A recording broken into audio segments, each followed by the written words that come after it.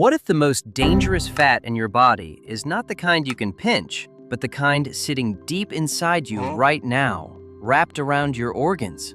Think of visceral fat like Ka from the Jungle Book.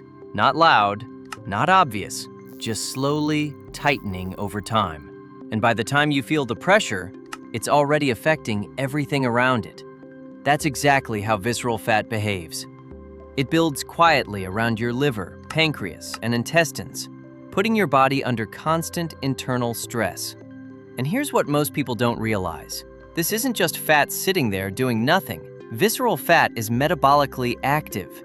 It releases inflammatory chemicals, disrupts hormones, makes blood sugar harder to control, and quietly increases your risk of fatty liver, heart disease, and type 2 diabetes. So when this fat finally starts to break down, something bigger than weight loss happens. Your body doesn't just get smaller, it starts working differently, more stable, more balanced. And here's the interesting part. Your body already knows how to get rid of this fat. It just needs the right signals. By the end of this video, you'll understand exactly what happens inside your body when visceral fat starts breaking down and the 9 triggers that can finally make it happen. Let's begin. Number 1, give your fat a real job. First, your body needs a reason to use that stored visceral fat, and here's what makes this different.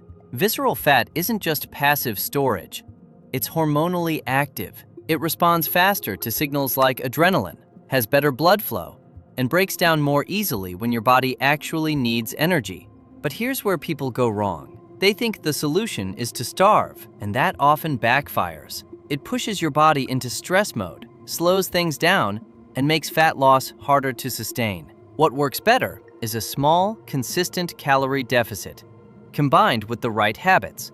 That creates steady energy demand and gives your body a real reason to tap into stored fat. And this is why some people suddenly start losing stubborn belly fat once their body finally gets that signal. But creating demand is only the first step. Number 2, short bursts, big burn. If a calorie deficit gives your body a reason, high-intensity exercise creates urgency. Training like HIIT or sprinting forces your body into short bursts of stress. Heart rate spikes, breathing changes, adrenaline rises, and in that moment, your body sends a clear message.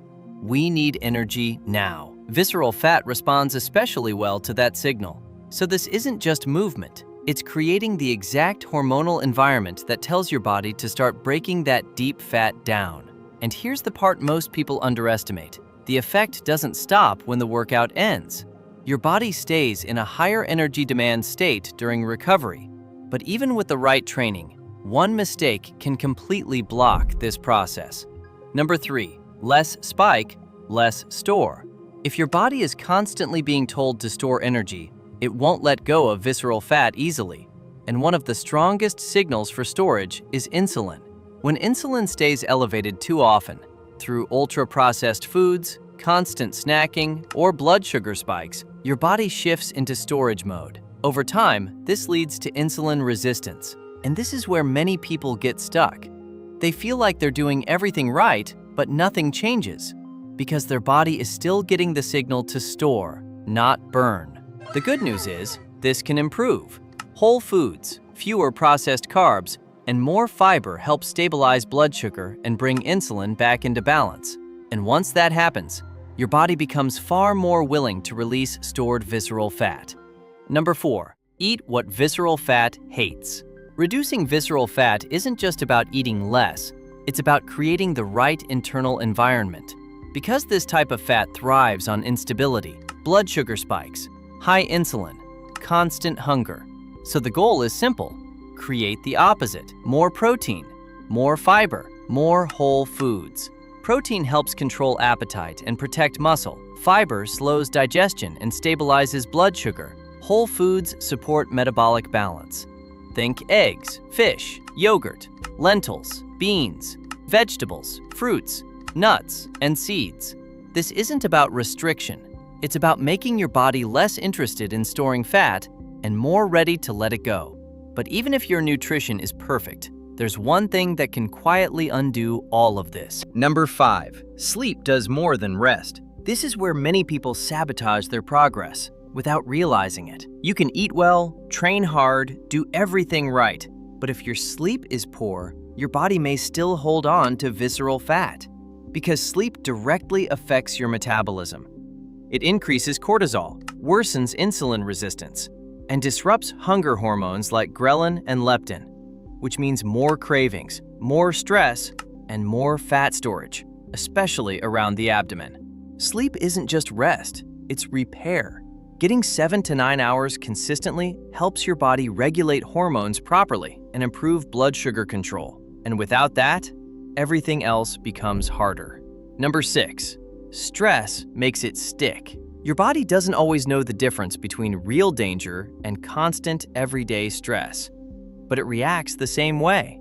Chronic stress keeps cortisol elevated, and while cortisol helps short-term, long-term it works against you. Blood sugar rises, insulin resistance worsens, cravings increase, and over time, this creates the perfect environment for visceral fat to stick. That's why reducing stress isn't just about feeling better, it's about changing the signals your body receives every day. Because when cortisol stays high, visceral fat gets help staying right where it is. And when that signal drops, letting go becomes easier. Now here's something most people don't expect.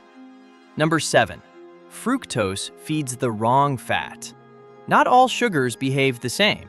Fructose is processed mainly by the liver, and when you consume too much, especially from sweet drinks, juices, syrups, and processed foods, your liver starts turning it into fat.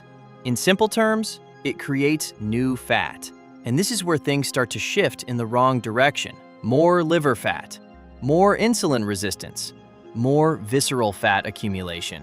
Over time, this disrupts the entire abdominal system, making fat easier to gain and harder to lose. This doesn't mean fruit is the problem.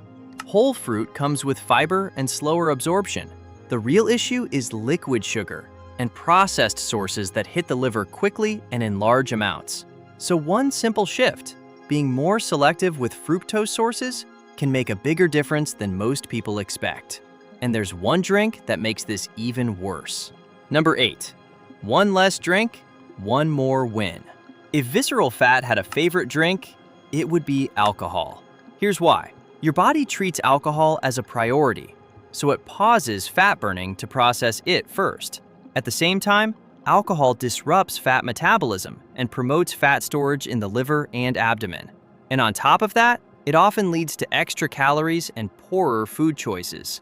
So this isn't about never drinking again, but cutting back gives your body more room to focus on burning fat instead of constantly dealing with something else. And even if you fix everything so far, number 9, consistency beats intensity. This is the part that decides whether all of this works or none of it does. Visceral fat doesn't respond to short bursts of perfection. You can do everything right for a few days and still not see real change because your body needs repeated signals. Better food, regular movement, consistent sleep, lower stress, again and again. This is why some people struggle, not because they don't know what to do, but because the signals aren't consistent. And that's the real key. Not extreme effort, but repeated effort. Because while visceral fat can shrink relatively quickly, it can also come back just as fast.